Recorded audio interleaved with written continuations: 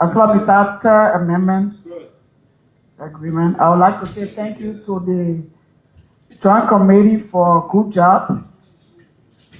Mr. President, the Senate went further into working with the committee before the final report. I think we have adopted a formula that is helping with the way we handle the concession agreements here. We took a week to scrutinize jointly after the joint committee work this agreement. We took into consideration the concerns of all of the counties within the ArcelorMittal area, Nima, Bond County, and Grand Bassa County. So we did give support to all of the counties. And I want to address the concern for Senator Topo. There was nothing done with this agreement. I think the issue has been the social infrastructure agreement. In the agreement, it says that after 90 days, the social infrastructure agreement for these three counties will be developed. And the counties were concerned about the plan and the benefits of the counties, especially what would be included in the agreement. So the Senate went as far as having joint meetings with the IMCC and reaching out to the IMCC to ArcelorMittal to get commitments. And we have commitment in our possession, which says that when it's time for the social infrastructure agreement, what we have in our commitment will be in our agreement. So it's before us, and that is to address the concern of Senator Yan Twain. Even with our engagement 2 days ago, we also succeeded in getting more support to the counties. For Grand Bassa County, we succeeded in getting additional $3 million to focus on 2 roads. In fact, in our community engagement, county engagement, on the weekend, there was a request of the citizens to make sure that the Unyo road is paved by ArcelorMittal, and the back on the road is pliable, and we're able to get that approved.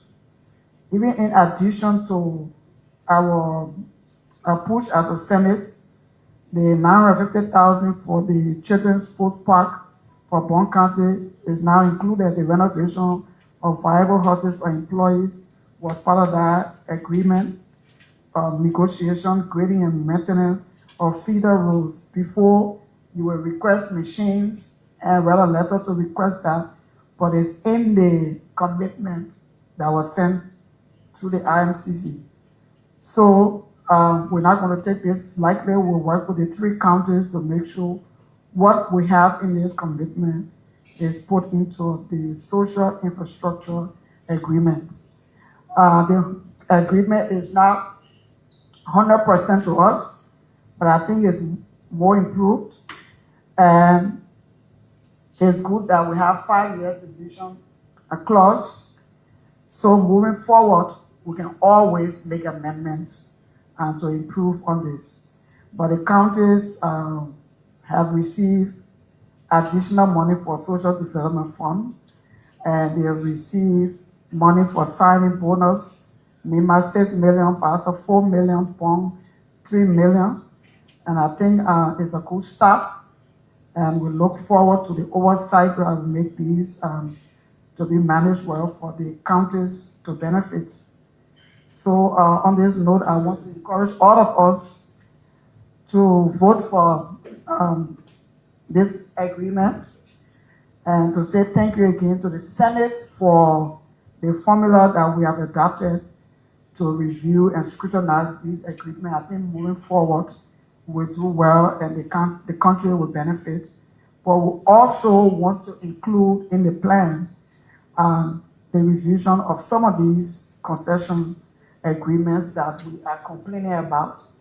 I think since we have started to scrutinize in this manner, our oversight should be used to review some of the agreements, like what Senator Taba Fabula is talking about, and other senators, so they can make sure that they can benefit in such a manner. And I think these concessionaires will cooperate as they've done with the ArcelorMittal agreement. So thank you so much, and I feel that we vote for this agreement. Thank you. The State of the Nation address will always sound good because it is someone grading themselves. But the real grade should be found in the 2026 budget. And that is where our government is failing. Budgets are moral documents. They reveal who a government truly serves, not in speeches, but in priorities. SONA tells us what the government claims it did. The budget tells us what government actually believes in. The State of the Nation address is meant to report progress, but progress cannot be measured in speeches alone. It is measured in budgets, in action, and in lived realities of the ordinary Liberian. The government claims to have created nearly 70,000 short to medium-term jobs, but without proof, transparency, or a clear path to permanent employment, this claim rings hollow, as most of the jobs being reported were created by government for government, not by a thriving private sector. That is a recipe for disaster. Even if inflation may look lower on paper, Liberians do not eat statistics. They buy food, pay rent, and pay transportation costs, and life remains expensive. Even if farmers receive some support, and some schools receive computer labs, mechanized farming, storage, and processing remain largely absent. And with over 2,000 schools across Liberia, 156 computer labs is not transformation, it's tokenism. Fellow Liberians, as much as the SONA is important, what matters far more is the budget. The perks we give to officials, the bloated government system we maintain, the weakness of the private sector, and even the contradictions issued after the speech. Liberia is too rich for Liberians to be this poor. In 2026, the government added nearly $400 million to the national budget. This money should have been used to build factories, stimulate production, and revive the private sector. Even small reallocations, such as redirecting the Speaker's $500,000 entertainment fund, could place well over 100 jobless young people in employment for an entire year at a minimum salary of $250. Fellow Liberians, as we stated before, the 2026 budget of $1.2 billion is not for the people. If the budget was for the ordinary Liberians, the government would not have allocated less than $10 million combined for more than 10 public colleges and teacher training institutions, while $11 million to just 6 political offices: the office of the President, Vice President, Pro Temp, Speaker, Deputy Speaker, and Chief Justice. If the 2026 budget was for ordinary Liberians, the government would not have allocated $200,000 to Maryland Vocational Training Institute, while setting aside over $500,000 for scratch cards. This is malpractice. Fellow Liberians, the most decisive lever for national transformation is human capital development. Yet, the historic $1.2 billion budget continues to reward consumption over production, recurrent spending over long-term investment, and political convenience over national development. No country can grow when its government does not invest in human capital development. Since 2006, nearly 90% of government spending has gone to recurrent expenditure, with only about 10% allocated to capital investment. In simple terms, for every dollar spent on roads, schools, and hospitals, $9 goes to salary, travel, fuel, and operational cost. If this continues, Liberia will remain trapped with a 19th century workforce trying to survive in the 21st century economy. Spending more on government comfort than on health and education guarantees our failure. It ensures we do not tackle the nearly 30% stunting rate among our children. A malnourished child cannot learn. A child who cannot learn cannot lead, or even contribute to society's well-being or even themselves. That is why a country that spends on comfort instead of capacity will not grow. It will borrow, it will beg, and it will bleed talent. That is not development. It is managed decline. The day the government begins to invest seriously in human capital, productivity will rise. Workers will become more skilled, poverty will decline, and not through slogans, but through opportunity. Fellow Liberians, Liberia has a youth bulge. Nearly 75% of our population is under the age of 35. This can be our greatest demographic dividend, or it can become a ticking time bomb of frustration and instability. Liberia does not need better speeches. It needs a different budget philosophy, one that prioritizes human capital, private sector growth, and productivity over perks. Until that changes, no SONA, no matter how polished, will translate into real progress for ordinary Liberians. Liberians deserve more. They deserve a government that invests in their future, not just in its own comfort. And Liberians are patient, but we are not blind. History is unforgiving to governments that confuse rhetoric with progress. Our people are not asking for perfection. They are asking for honesty, for urgency, and leadership that matches the size of their struggle. I say again, Liberia is too rich for Liberians to be this poor. God bless our republic. Lago.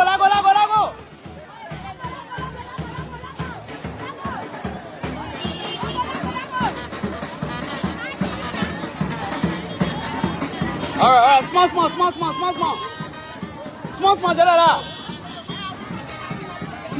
small. So folks, if you're just joining us, this is Real TV, and this podcast has been shared on the Citizen Movement for Change page. We're coming to you live and direct from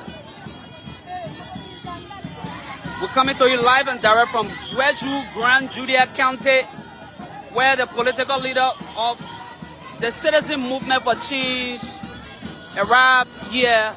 Please share the live podcast if you're just joining us. This is overwhelming. Thousands of citizens have gathered. Mothers, fathers have gathered to welcome the political leader of the Citizen Movement for Change.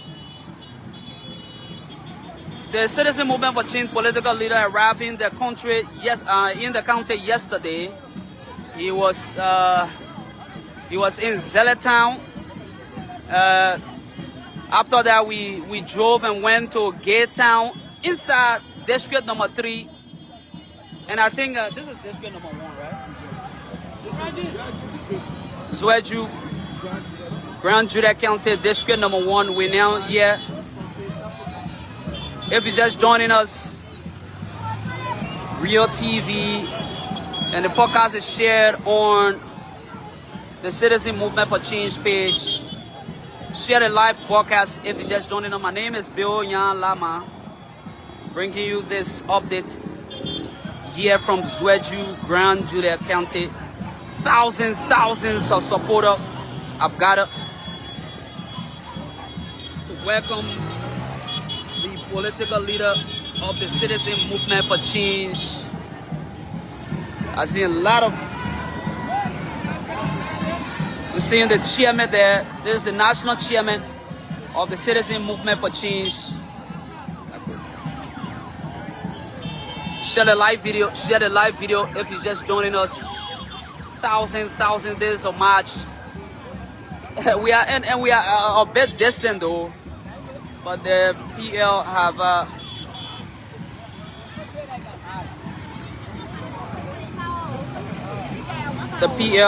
have decided to walk and do this march.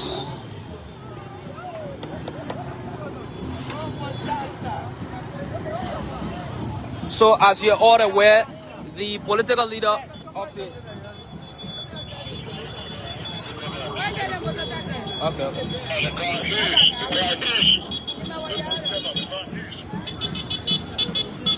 the Citizen Movement for Change political leader Honorable Musa Hassan Belete is on the Southeast tour. He entered the country yesterday. He entered the county yesterday through District 3, which is the first district when you come from Nimba, and he slept Zeletan yesterday. Zeletan, I guess, is one of the biggest city in District 3, Grand Juda County. So this is Zweju, Grand Juda County will bring you this live podcast. Thousands of supporters have gathered to welcome the developmental King Kong, the development hero. This is the brain beyond the party. His name is Honorable James Yogi. He is the national chairman of the Citizen Movement for Change. That's in there. He going through an interview. We're coming to you live and direct. Please share the live video if you're just joining us. The political leader is on a southeastern tour. I guess he will be in River G tomorrow or today as we march through, passing through Grand Juda. He will be in Grand Juda, that's River G also tomorrow with the same march. This march started in Nimba. Nimba was the first to welcome the CMC as other term it as the tail link of the country. The tail link of the country. I guess that is the slogan that have been used.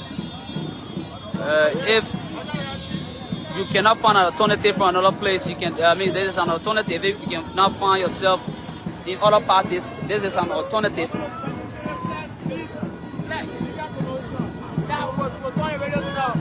Yeah.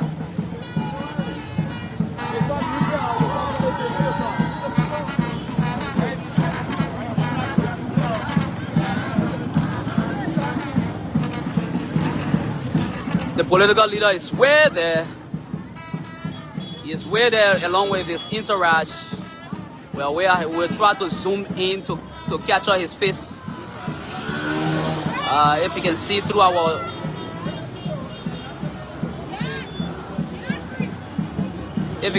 our screen, let's try to clean that for you.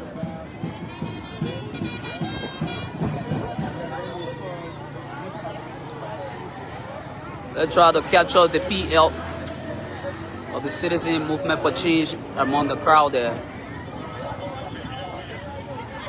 Thousands of supporters. Slow down.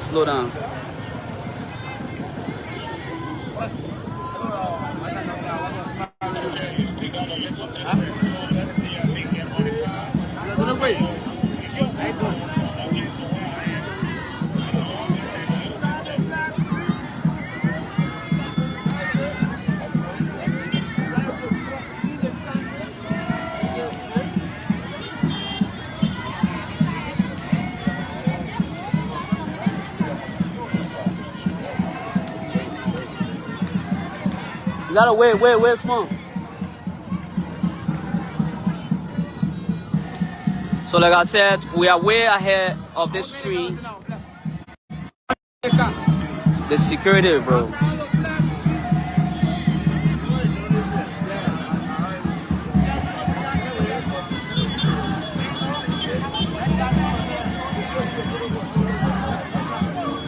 So this march is really long.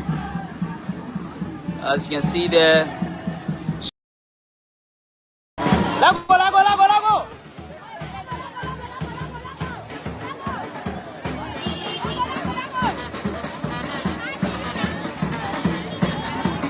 All right, small,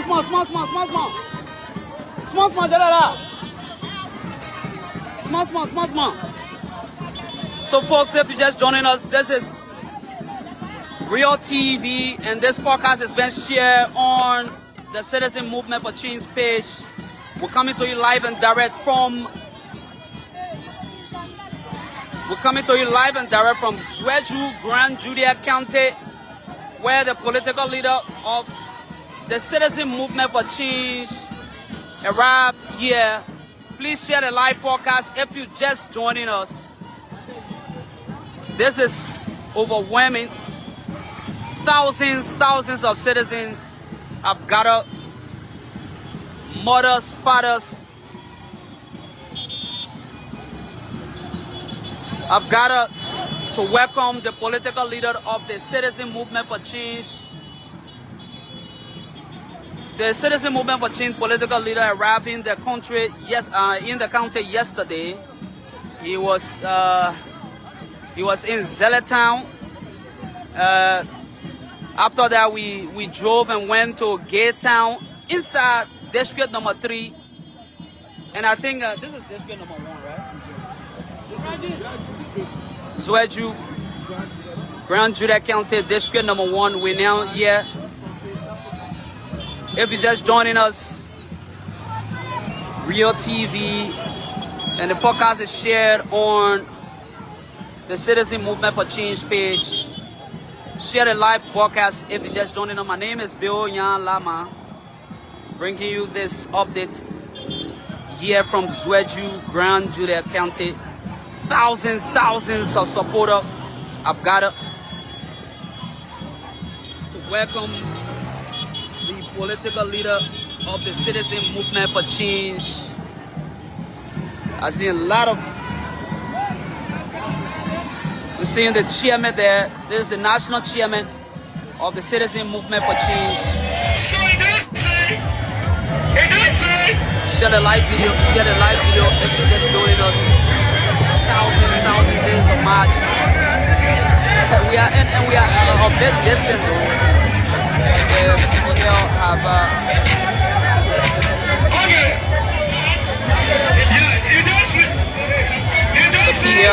I've decided to walk and do this march.